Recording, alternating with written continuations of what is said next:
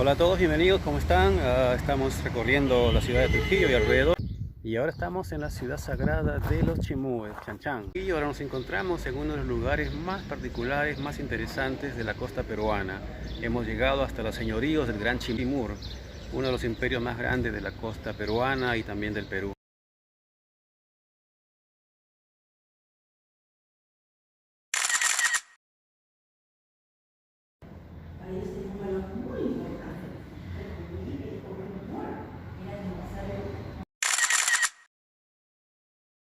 Y ahora nos encontramos al interior del Museo de Sitio. Es un pequeño recinto eh, donde albergan piezas que fueron encontradas y que fueron luego restauradas para su exposición en este espacio turístico. Es interesante de cómo los antiguos chimús trabajaron la madera, ¿no? Hicieron unos trabajos estupendos con la madera, con estos ídolos que fueron encontrados aquí en Chanchán. Vemos a soldados, guerreros con rostros con pintura facial.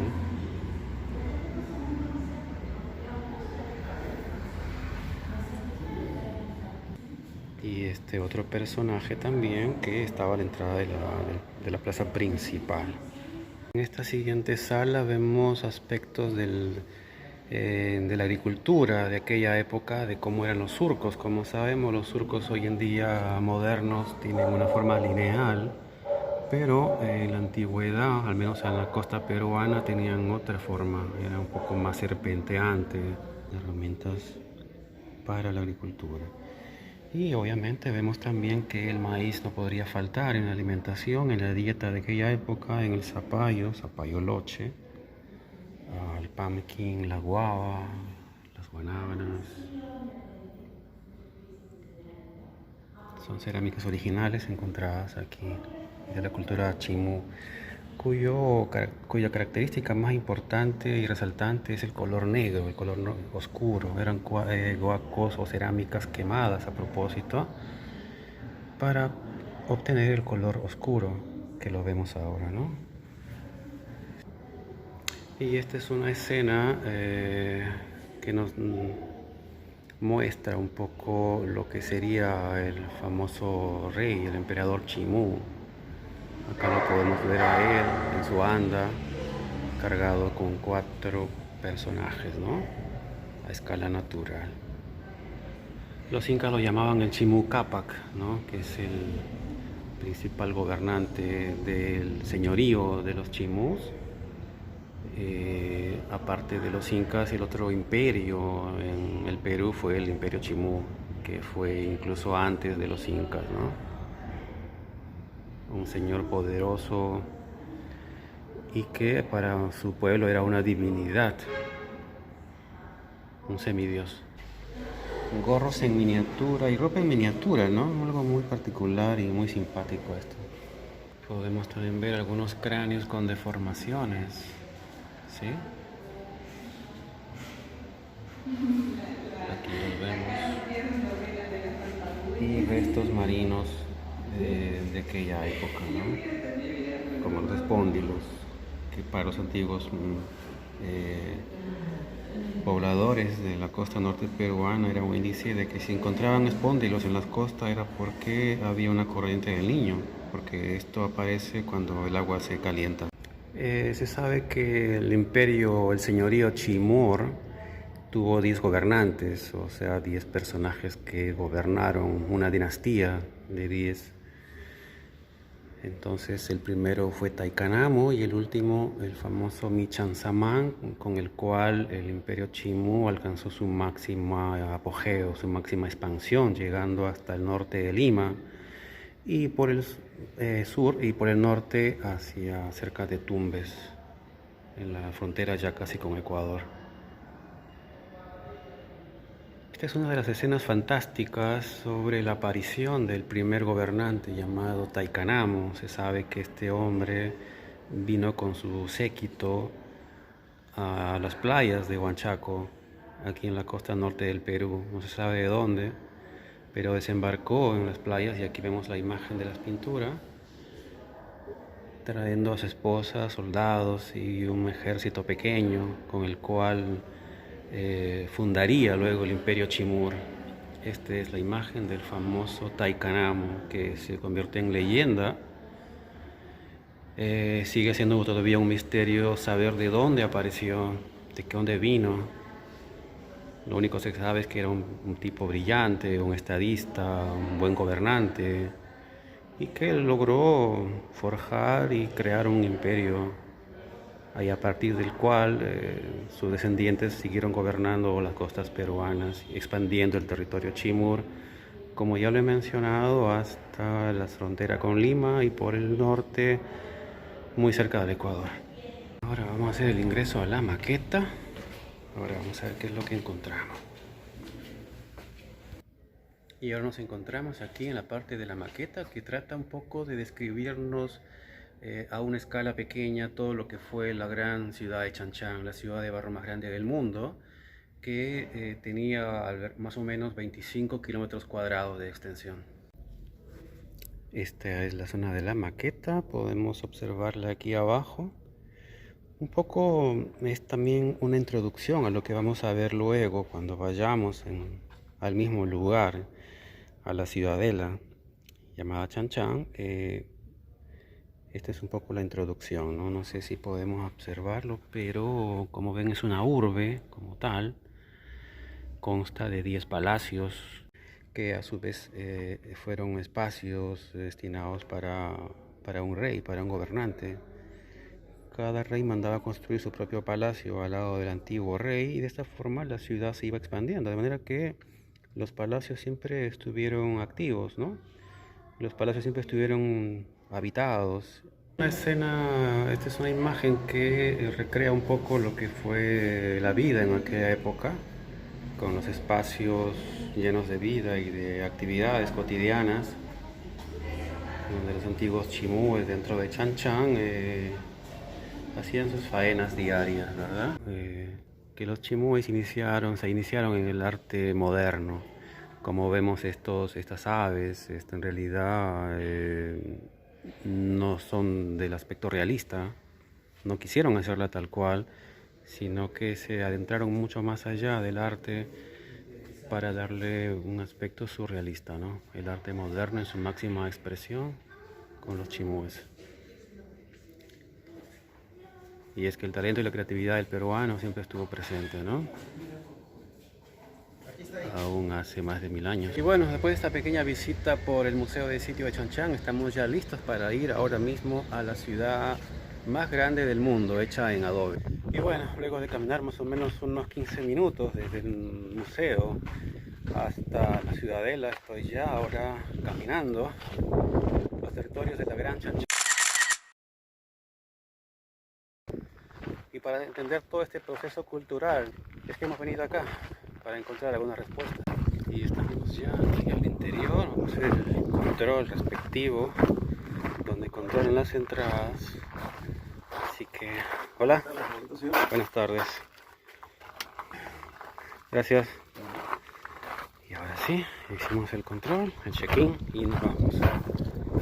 Vamos a ver, ok, estamos al interior. Así que estamos haciendo ingreso ahora a lo que se llama el Palacio Nikang, que es una especie de pequeña ciudadela. Dentro de la misma Chan Chan está Nikang, una otra pequeña ciudad pequeñita.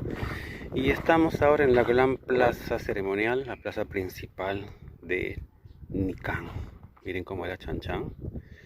Esta es la plaza principal, la más importante de aquella época. Todo este lugar tiene una sola puerta de ingreso, que es la misma por la cual vamos luego a salir, así que no hay forma de perderse. Antes de comentar más detalles sobre el Imperio Chimú y sobre Chan Chan, debemos un poco ponernos en el contexto histórico, y es que esta cultura, esta civilización, este imperio se desarrolló en la costa norte de Perú.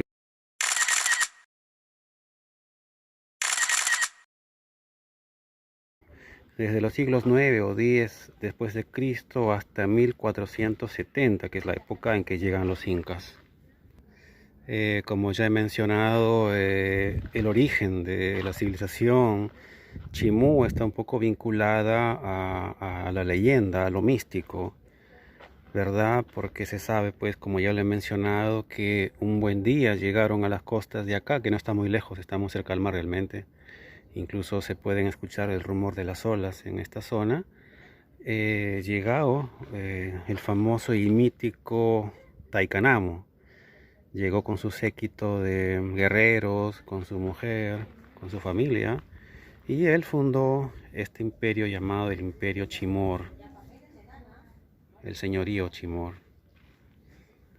Debemos también saber que prácticamente Chan Chan es una alegoría al mar. Algo muy interesante y curioso es esto, ¿no?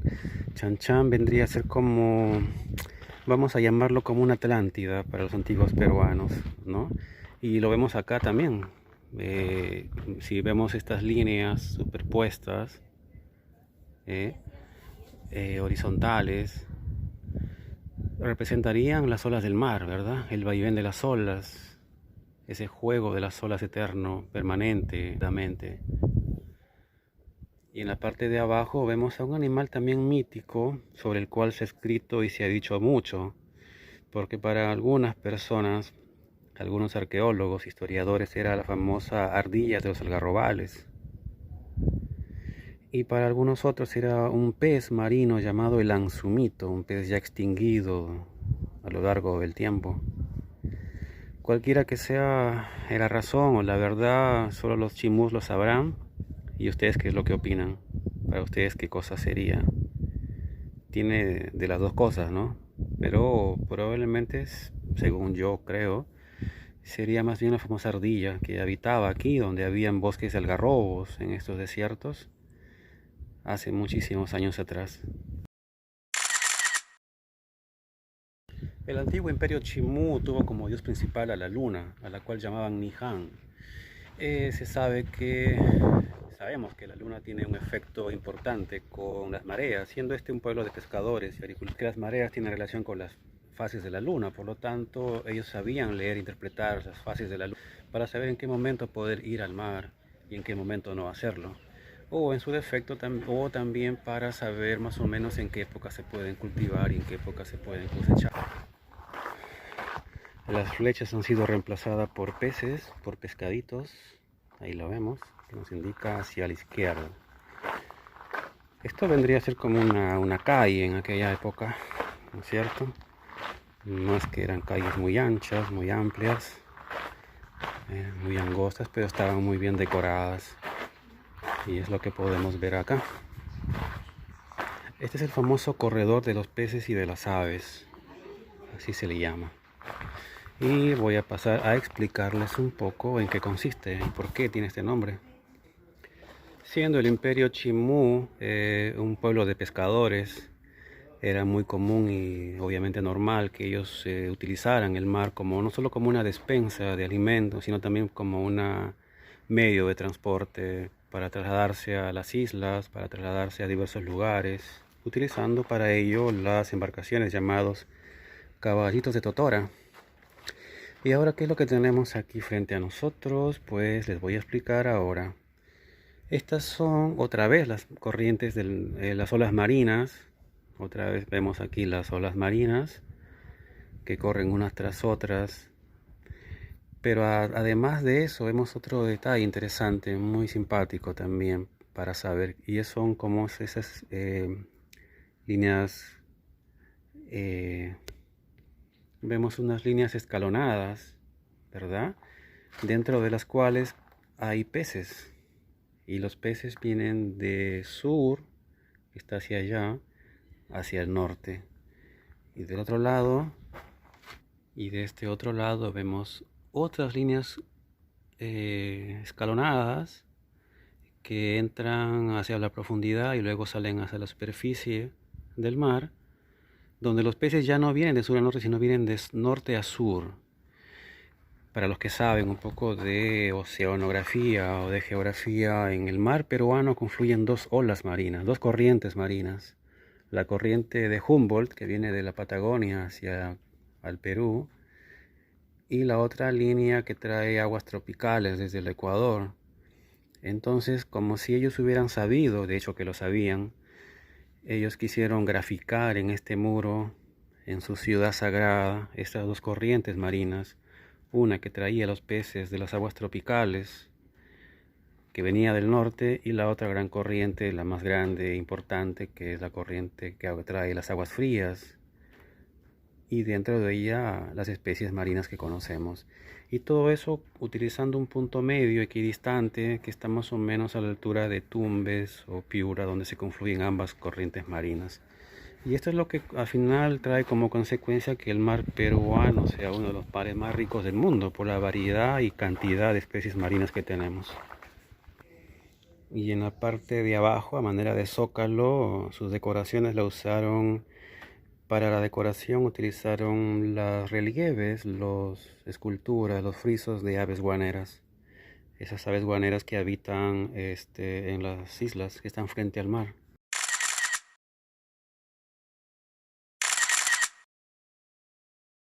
A este sector se le llama el altarcillo. Y acá también encontramos redes de pescar, pero ya no con alto relieve, sino con bajo relieves, ¿no es cierto? Ya el arte cambia en este sentido, ¿no? Y este es el famoso altar.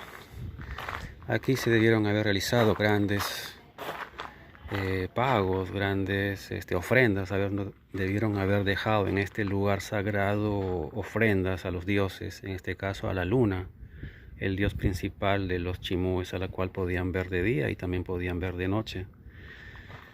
Y este es en sí todo el recinto, el espacio. Es una plaza de menor tamaño que la anterior, pero está relacionada y está unida, conectada por este pasaje que comunica hacia la plaza principal que ya hemos visto anteriormente.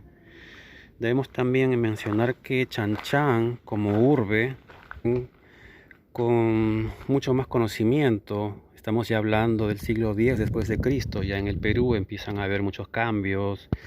Se adquieren más conocimientos y técnicas en cuanto a arquitectura, en cuanto a hidráulica, por lo que Chan Chan ya vendría a ser como la primera muestra, la primera expresión de urbanismo en el antiguo Perú, una ciudad como tal preconcebida, donde cada espacio cumple un rol específico, donde ya no se construía al azar, sino que se hacía basado en un trabajo de ingeniería, un trabajo de arquitectura, donde cada espacio cumplía un rol dentro de la sociedad.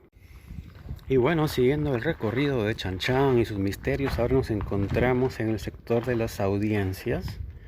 Esta es una zona donde habitaba probablemente la clase más alta de este sector, ¿no? De esta urbe. Acá los espacios, como podemos ver, están también delimitados, donde había una habitación, pero también había un espacio para atender, ¿no?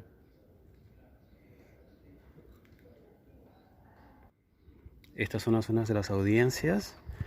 Lo curioso también es que la decoración cambia, ¿no? Acá probablemente vivía una familia que decoró sus muros de esta manera.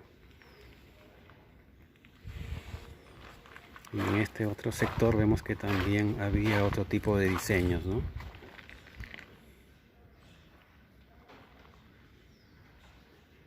Pero ¿qué son las audiencias finalmente, no?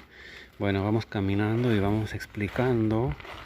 Las audiencias vendrían a ser lugares donde había un auditor, ¿no? Un personaje, un burócrata del Estado que trabajaba para el gobierno, de manera que él se le proveía a este personaje de un espacio dentro de la urbe donde él podía vivir, pero también donde él podía trabajar y atender sus roles de burócrata, de un trabajador, de un empleado del gobierno. No olvidemos que el imperio Chimú fue uno de los imperios más prósperos y grandes del Perú antiguo.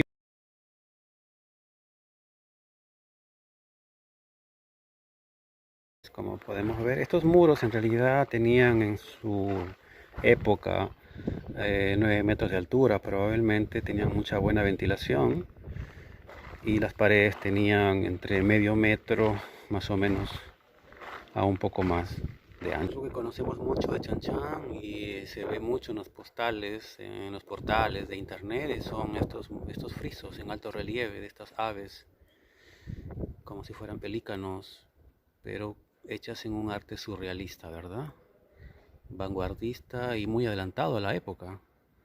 Por aquella época estamos hablando del siglo X, XII después de... Seguro se habrán preguntado los antiguos artistas chimúes por qué hacer un pelícano idéntico si podemos hacerlo de otra manera, y así lo hicieron. Echaron a andar la imaginación y su arte y talento y lo hicieron de esta forma, un poquito más moderno. Acá lo que llama la atención es la altura de los muros. Este vendría a tener la altura del perímetro en realidad, ¿no? Que era de 9 metros o 12 metros de altura, todo el perímetro de Chan Chan. Muros muy altos, muy elevados. Tenía una función defensiva, pero también estando cerca al mar, ya en la tarde corre mucho viento, ¿verdad? Entonces esto tenía también ese propósito, y es el de proteger un poco del viento fuerte que hay en las tardes aquí en esta parte de costera del mar. Y aquí en esta parte ya podemos notar claramente de cómo fueron construidos los muros de Chan Chan. Como verán, tienen una cierta inclinación, no son, digamos, totalmente verticales, sino tienen una cierta inclinación de forma trapezoidal, donde la base siempre va a ser más ancha, donde había incluso piedras para poder aislarla de la humedad, y en la parte de arriba se iba haciendo más angosta, ¿sí? De esta forma tenía mucho más equilibrio en cuanto haya terremotos, digamos.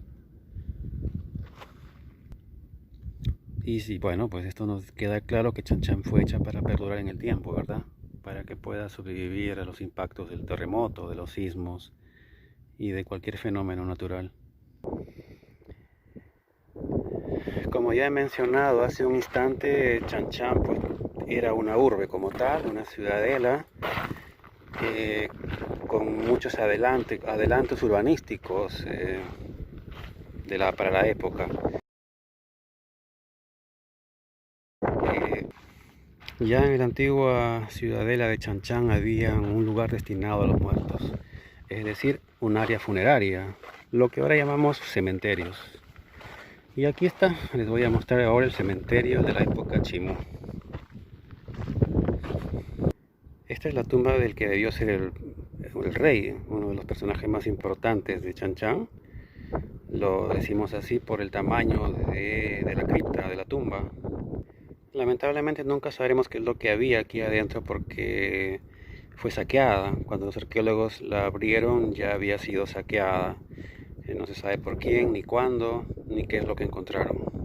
El resto de las tumbas todavía están ahí, algunas de ellas están intactas, de manera que están esperando el momento para ser excavadas. Todo esto son tumbas por este lado y por este otro lado también. Pero dado el tamaño de las mismas, denotan que eran de personajes no tan importantes, no eran probablemente de la élite en sí, como esta otra que es la más grande, ¿verdad? La que también fue obviamente saqueada primero. Una intrincada red de caminos, de pasajes, de plazas, de espacios ceremoniales que conducen por como si fuera un abismo. Miren ustedes a la altura que estoy, a una cierta altura.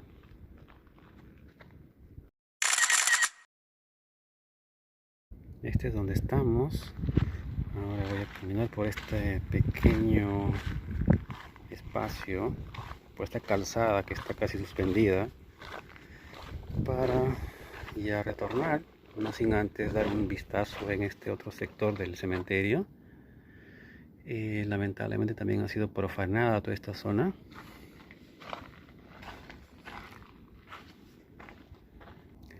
Este es lo que queda de los antiguos muros de Chan Chan, del antiguo cementerio.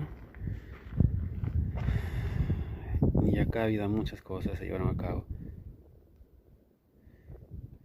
Un detalle interesante también y hasta ahora inexplicable es por qué los chimúes hacían sacrificios de niños. Se han encontrado en los últimos años cementerios de más de un centenar de niños muy cerca del mar. Hasta ahora sigue siendo un misterio de por qué y con qué intención los chimúes hacían este tipo de ofrendas a sus dioses. ¿Por qué despojarse de lo más preciado? Obviamente debieron haber tenido una gran motivación para hacerlo. Despojarse de lo más preciado, de lo más querido, que son los hijos, para dárselo a los dioses, ¿verdad? Como un sacrificio. Con mucho dolor probablemente, pero con mucha obediencia al mismo tiempo lo hacían. Algún día sabremos por qué. Así que todavía sigue siendo un misterio para la actualidad, para nosotros, de bajo qué motivación ellos podían llegar a hacer ese sacrificio de centenares de niños a los cuales les clavaban un cuchillo o degollaban, o en algunos casos también los enterraban vivos. Tendríamos que ponernos en el contexto de aquella época, ¿verdad? Para poder entenderlo. Lo cierto de todo es que Chan Chan y su pasado esplendoroso, ya no queda nada, solo esto, solo estos muros vacíos, sin color, sin vida, sin nada. Y bueno, venir a Chan Chan es toda una experiencia interesante para nutrirnos un poco de la historia de esta fascinante cultura que vivió siglos antes de los incas, de lo que fue este gran imperio, uno de los imperios más poderosos, más prósperos y enormes, de los más grandes imperios que habitó en el Perú antiguo, de cómo llegó a su punto de apogeo y luego llegó a su declive, a su decadencia. Es muy interesante de solo imaginar que por estos mismos corredores transcurrían siglos atrás tanta gente, ¿verdad? Con algunos mensajes, con algunas noticias, llevando su vida y sus experiencias, sus motivaciones, y luego no queda nada. Está la zona de los baños, la cafetería que está cerrada y una especie de pequeño espacio que se llama la sala de interpretación. Acá está. Y esta es la sala.